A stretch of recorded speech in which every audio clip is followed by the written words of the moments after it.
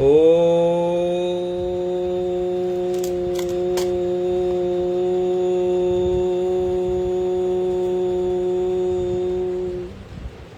नमो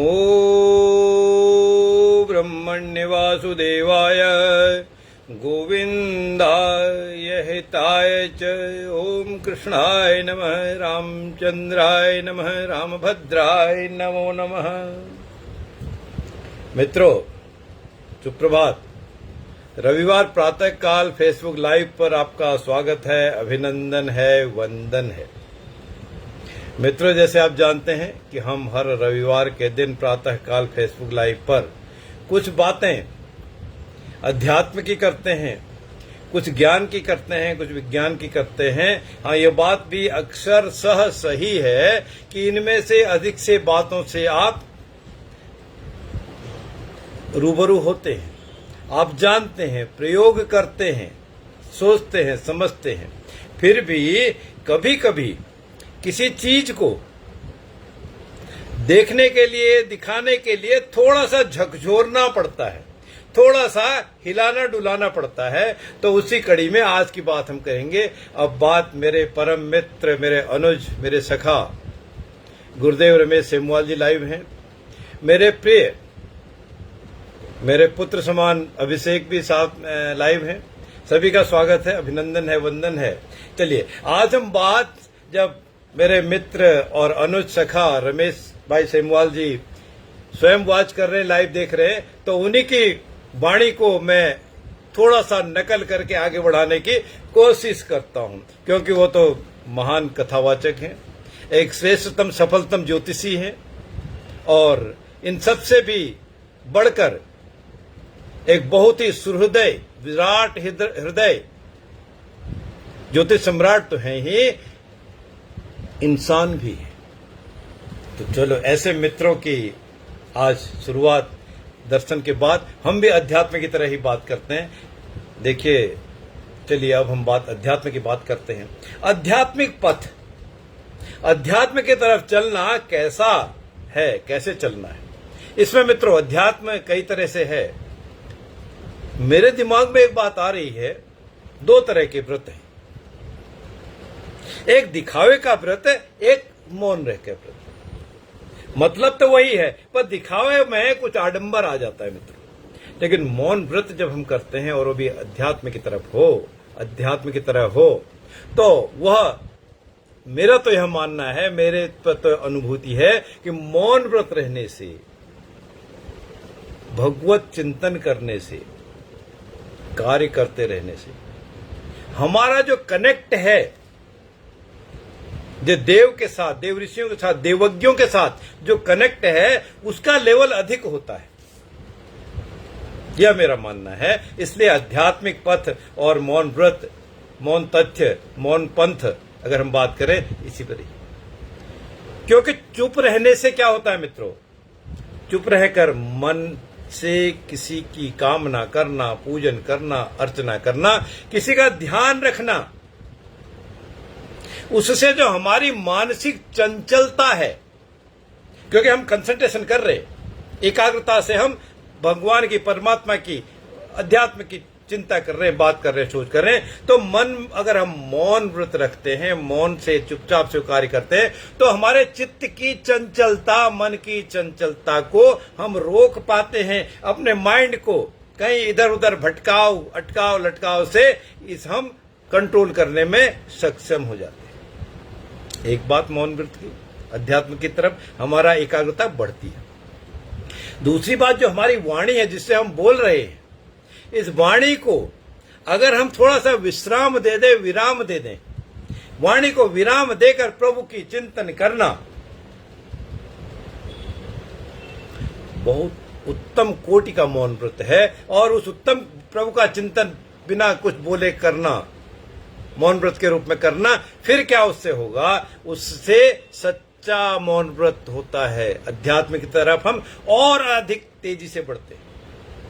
क्योंकि मित्रों, चुप रहकर व्रत करने से, चुप रहकर प्रभु की आराधना करने से, चुप रहकर समाज का कल्याण सोचने से, सर्वे भवन्तु सुखिनः, सर्वे सन्तु निरामया, सर्वे भद्राणि पश्यन्तु, मा कश्चित् दुःख भागं भवेत्। इस ध्यान से, ऐसी भावना से हम चुप रहकर कोई भी कार्य करते हैं तो वह उसमें किसी तरह की वासना नहीं होती, उसमें किसी तरह का छल कपट प्रपंच दिखावा नहीं होता। एक इंपॉर्टेंट बात मैं शेयर करना चाहता हूं कि मेरे मित्र युवा स्वयं लाल, चाइना से भी, वो भी लाइव देख रहे हैं। One of my good and best friend Yuva Swayam Lal is also watching live from China. Welcome dear Yuva. तो अब अगली बात हम कहते हैं कि भगवान श्री कृष्ण ने भी, जब हमने कृष्णाय नमः कहा, भगवान श्री कृष्ण भी कहते हैं कि जो हम दिखावा करते हैं, प्रपंच करते हैं, शो ऑफ करते हैं, ठीक है, उसमें दिखावे में सूर्य का प्रभाव उस जातक के चतुर्थ भाव में होने की संभावना है, चतुर्थेश के साथ होने की संभावना है, या शुक्र के साथ होने की संभावना है, या शुक्र का प्रभाव चतुर्थ भाव में हो, वो दिखावा करता है। लग्न में हो सूर्य शुक्र का प्रभाव तो भी वो ओपन होता है, दिखावा होता है। लेकिन भगवान श्री कृष्ण, जिनको योगेश्वर भी कहा गया है, योगेश्वर भी स्वयं कहते हैं ये जो दिखावा है, यह मिथ्याचार है, इसमें झूठ कहीं न कहीं आ ही जाता है।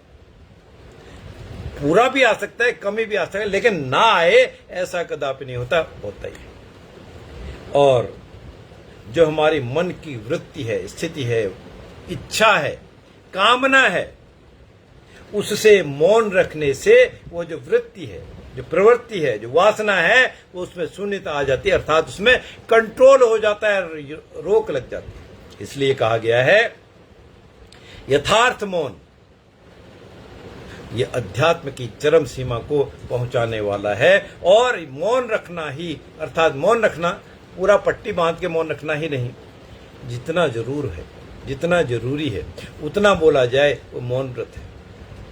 इसीलिए तो कहा भी है कि तोल मोल के बोल, बोलना है जितना जरूरी उतना बोलिए, लेकिन तोलिए, उसको परखिए कि इसके बोलने से मुझे फायदा नुकसान होगा या नहीं होगा, ये तो एक चीज है, लेकिन दूसरे का कोई अहित तो नहीं होगा, कोई झूठे शब्द, झूठी वाणी तो नहीं निकल जाएगी। इसका भी हमको तोल मोल के बोल में भी ध्यान रखना है। और क्योंकि इस मौन रहने से, चुप रहने से अध्यात्म की कड़ियां और जुड़ती हैं, और हमारे जो इनर पावर्स है, आंतरिक शक्तियां हैं, वो और अधिक जागृत हो जाती हैं, उनका जागरण जो स्टेटस है बढ़ जाता है। और जब जागरण स्टेटस बन जाता है, आंतरिक शक्तियां बढ़ जाती हैं, तो योग के, भगवान कृष्ण के द्वारा बताए योग, उनका भी दर्शन अवश्यमेव हो जाता है, होती है। और इस मौन रहने से मित्रों, ये बात सही है, चंचलता की बात शुरुआत में हमने की थी आज, उससे एकाग्रता, कंसंट्रेशन लेवल हमारा बहुत बढ़ जाता है। हमारी जो मेमोरी पावर है, स्मरण शक्ति है, वह तो बढ़ती ही है, उसके साथ ही जब हमारी स्मरण शक्ति बढ़ती है, एकाग्रता, कंसंट्रेशन बढ़ जाती है, और एक मौन रहने से हमारी विल पावर, इच्छा शक्ति भी बढ़ जाती है, तो अंततो गत्वा, एट लास्ट हमारा जो मनोबल है और अधिक प्रभावी हो जाता है, प्रभावशाली हो जाता है, बहुत ताकतवर हो जाता है। इसीलिए कहा है मित्रों, मौन, चुप रहना, कम बोलना, कम भोजन करना, अनेक गुणों से बने हुए एक वट वृक्ष की तरह है।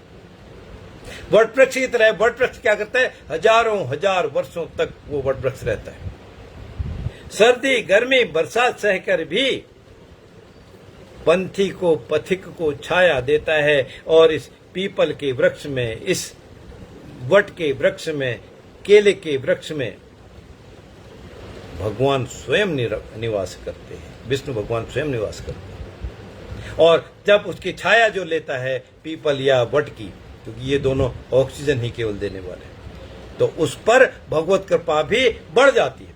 इसलिए कहा है मौन रहना अनेकों वृक्षों के बराबर गुणकारी है। और इसी के द्वारा कोई भी साधना सफलतम सीमा तक पहुंच सकती है। अर्थात साधना के बीज का निर्माण, साधना के बीज का रोपण, साधना के पौधे का रोपण भी मौन व्रत से बढ़ता है, मौन व्रत से फलीभूत होता है। इसलिए अध्यात्म की तरफ हम कितना आगे बढ़ रहे हैं। अब इसी की और हम बात करें आगे। इससे मौन रहने से, मौन व्रत से और क्या हो जाता है? जो हमारी आंतरिक चेतना तो बढ़ती है, उस आंतरिक चेतना के बढ़ने के साथ साथ सात्विकता भी आ जाती है। उसमें पुरुषार्थ तो बढ़ता ही है, सात्विकता भी आ जाती है, साधुवाद भी बढ़ जाता है। साधुवाद का मतलब संन्यास लेना ही नहीं है। साधुवाद का मतलब दूसरों के भले की कामना करना, दूसरे का अहित ना हो, अहित ना हो, ना उससे हो, ना देखा जाए, ना कोई दूसरा कहे, ना वो सहन करे, ऐसी कामना।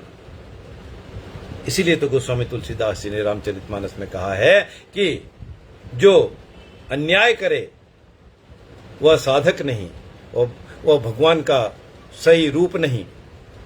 जो अन्याय सहे वह तो कदापि भी भगवत कृपा उसको मिल ही नहीं सकती। वह स्वरूप से, उस ब्रह्मा के आशीर्वाद से वंचित रहता है। इसलिए मौन की साधना करने से, अभी जब तोल मोल के बोल की बात हुई थी, तब जितना हम कम बोलते हैं उतना हमारा परफेक्शन लेवल